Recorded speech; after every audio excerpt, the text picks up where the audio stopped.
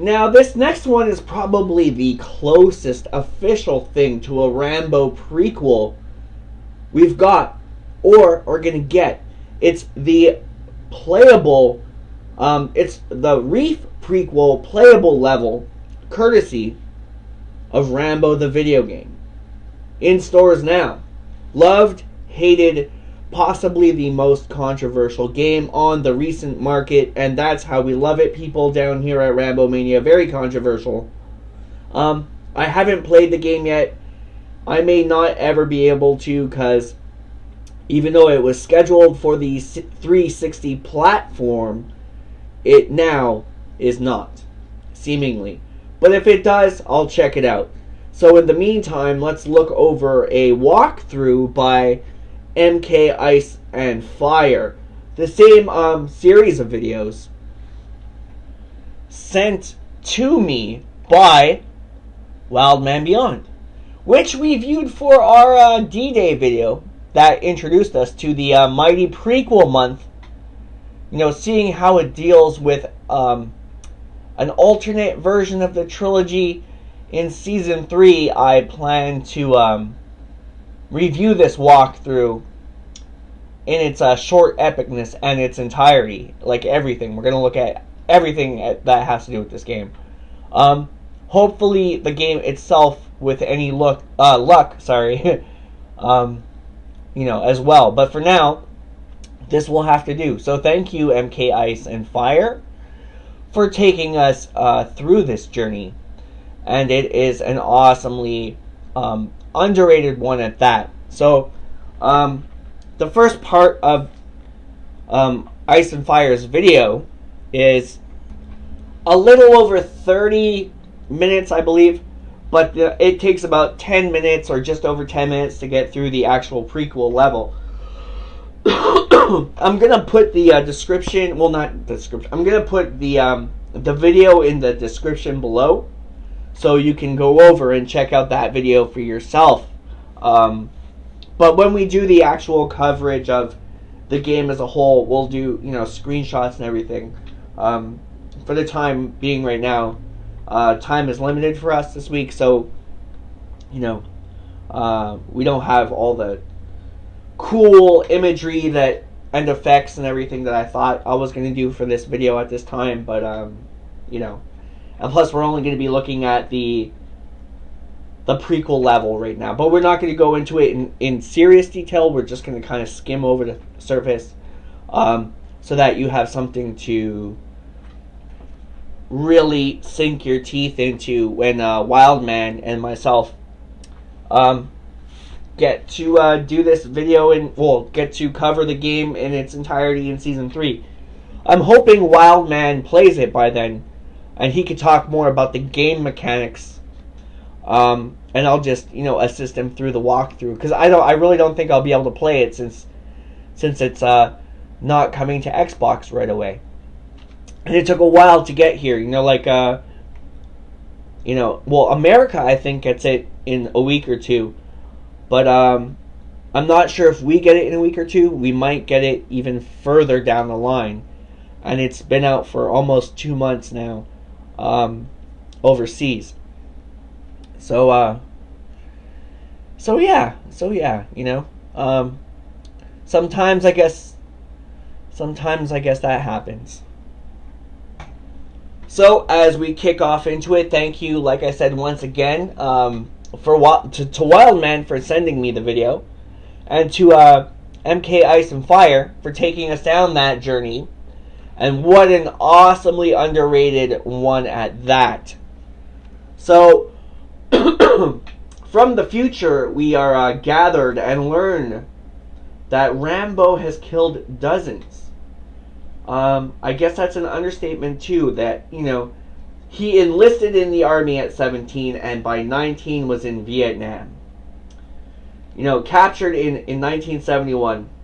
And one by one, his team is tortured to death, you know, over a period of over 7 months, I believe, till only himself, another individual. They don't say which one of the Baker team it is, and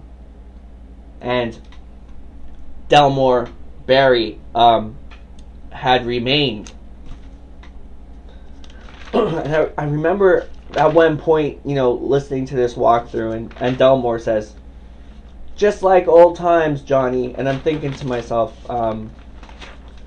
like old times, you know, like, I don't think, you know, as you can see by the timeline, a few things are kind of flawed. So if it was in fact by, how should I say, like old times, they would be referring to what? Maybe a year ago? I don't know. Anyway, moving on. It's sort of the same, but it's sort of not when it comes down to the timeline. Sorry. It is technically an alternate universe, or it plays it out to be, because you could also, you know, the events of First Blood, you could actually go really gangster and decide to kill everyone instead of not killing, you know. So it kind of plays on the good, the bad, and the ugly side of things. Anyway, so we cut back to 1971, and the last 3 team members are in a Via Kong hut, or a Via hut.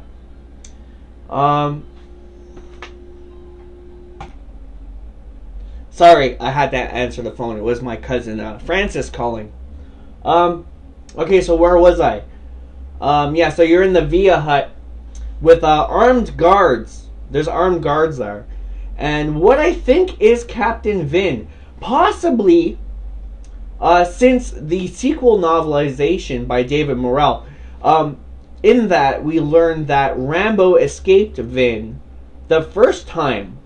So it kind of leads me to another question of, so Vin actually could be, maybe, it's possible, but maybe could he be the same person as the VC commander Stephen Chang played in First Blood?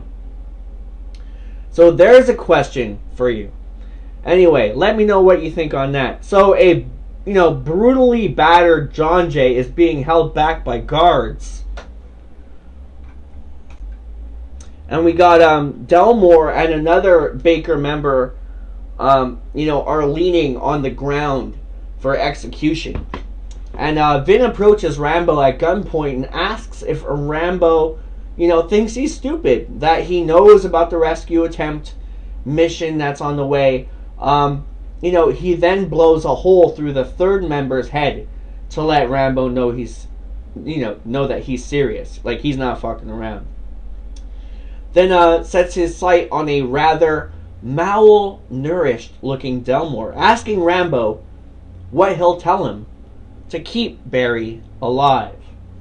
So, you know, Rambo gets out. He's got, like, his hands are tied behind his back, and he frees himself from the ropes that are, you know, that he's been restrained in, and he punches Vin out, like, clear in the face. Punches him out, you know, punches him in the face, sorry. And, you know, at the same time taking Vin's handgun, shoots someone else. You know, Delmore gets free and takes out the other guard. Then Rambo and Barry make a retreat for the rescue chopper. I'm not going to go over all the details because we're coming back to cover this in Season 3, like I said before, in its entirety. But I'll give you the basics, you know. It's pretty much shoot your way out of the hut alongside Barry, regroup with some other Americans. I'm sure at one point I heard someone say, "Do it, Rambo, baby." Blast your way through the camp, through the enemy. Chopper kind of comes to your aid. You know, this is just Armageddon. It's, you know, minigun mounted on jeeps and all, you know, miniguns and different, you know, different stuff, etc., etc. Just hordes of enemies. It gets pretty crazy. I love the rage. Oh, girlfriend's texting me. I'll answer that in a second. I love the rage meter, and I love how Sly's voice is utilized in here. The character design kind of looks like Sly. Not really hardcore looks like Sly, but it's pretty good too. I love the big hair. You know, there's like an on-water kind of docking area where you and Barry, you know, you guys destroy it together to meet the chopper. So then the narration goes on to inform us that, you know, no question about it, that the experience Rambo had broke something inside of him.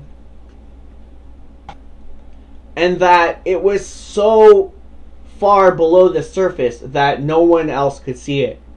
You know, like many pieces of shrapnel floating around in his blood, cutting him up inside. So Barry jumps in the chopper's belly, so to speak, and an extremely bloody and pulpy Rambo approaches it, back turned to firing at the enemy to cover the landed chopper, or just about to land chopper. Barry extends his arm, pulls Rambo into the chopper, and there's a quick shot of them, and then the chopper takes off, flying them to freedom, you know, off into the sunset. I gotta say that this game looks awesome. Even though it's gotten a lot of bad reviews, I really wish I could play it for myself, because I would really love to see how this goes down. So, check it out. And some great score here from the Rambo franchise. In this level, of course, from First Blood Part 2, the same song when Rambo flies that helicopter into the POW camp, and we got that awesome Jerry Goldsmith score. I really love the music in this game. It's really great. And if you have checked it out, and if you would, you know, if you want to talk about it, hit me up and I'll bring you on the show, or we can, you know, pay attention to whatever you want to talk about, or we could just address it on the show. So, you know, next up we're going to look at Wallace. Oh wait, I'm sorry, I'm screwing up. We just covered Wallace. What am I saying? Next up on RAMBOMANIA, please stay tuned for the prequel month's season finale, you know, or prequel month's finale. We're going to be coming back with Michael Chapman. Awesome guy. We're going to have an interview with him. We're going to take a look at some stuff he sent us in the mail with our first ever unboxing video. We're going to give him a little intro that he deserves, because he is just such an awesome guy. I really loved having him on to talk. And, you know, it's just, I'm always open to talk to Mike. He's such a great guy. Great Facebook friend. Really out there in the community. Really great guy. So, we're also gonna be covering his, he sent us a televised version of First Blood Part 2 that we're going to get to later on in Season 2. But actually, coming up, we're going to talk about the First Blood televised work print that he sent to us, as well as his amazing Chapman extended cut of First Blood. So stick around. You don't want to miss this. It's going to be a ton of episodes.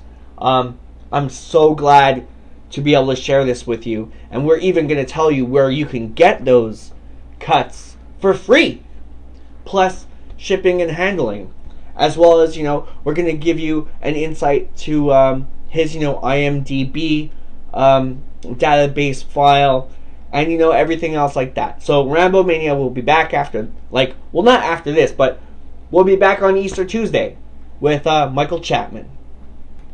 And as always, thanks for watching. RAMBOMANIA would just not be the same without you. You make all the difference.